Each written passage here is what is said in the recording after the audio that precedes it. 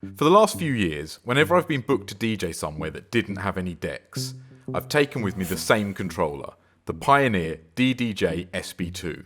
But after 3 years of hard use, it's time for me to update to the DDJ SB3.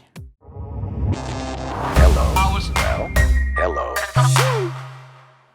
In this video, I'm going to explain exactly why the SB2 was my first choice to use for these DJ sets, even though I have lots of other controllers I could have used. The first factor in my decision is portability. When I have to transport and carry all my equipment and sometimes climb ladders with it or squeeze into tiny DJ booths, I need something as small as possible. My DJ bag is big and heavy enough as it is, so travelling with a large controller is just not an option. However, when you go too small, it can be difficult to perform long sets if you have to DJ for 6 hours straight. Once we've eliminated all the controllers that are too big, heavy and cumbersome, and the ones that are too small for ergonomic comfort, then it comes down to layout and functionality.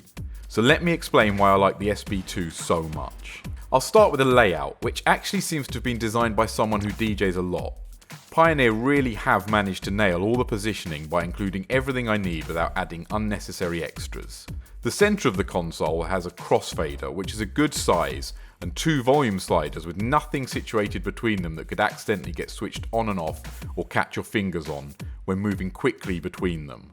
The top section houses trim, high, mid and low EQs and a dedicated filter.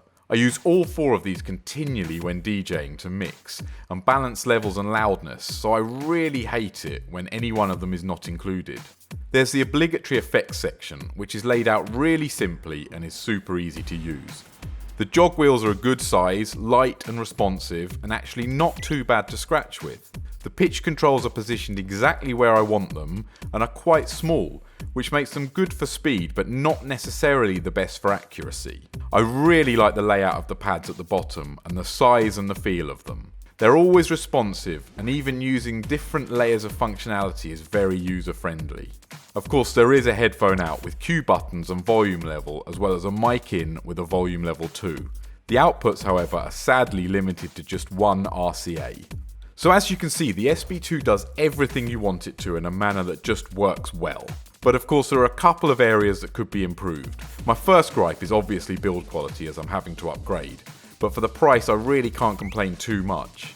If I compare this though to my 1210s that I've had for over 2 decades and cost roughly 4 times the price, then it does start to make me ask some questions. I would absolutely love it if they made a really hard-wearing version of this controller that I could throw in my bag and travel with and never worry about, even if someone in a club spilled a drink over it. The crossfader filter button is something I tried once and never turned on again. I would love some XLR outputs as well as the RCAs, as that would enable me to plug into most PA systems from small to large.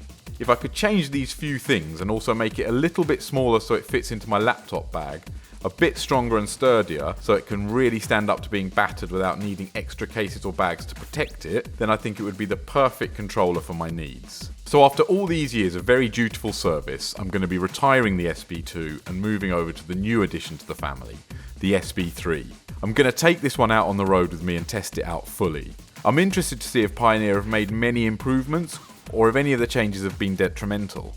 I already can't wait to test out the new Jazzy Jeff designed scratch features. For the last few years, whenever anyone asked me to recommend a controller, the SB2 has been the first thing I've suggested to them. So I'm really interested to find out if the SB3 will steal its crown. Make sure to check out my full comprehensive review of the SB3, and if you like this or any of my videos, please click the subscribe button.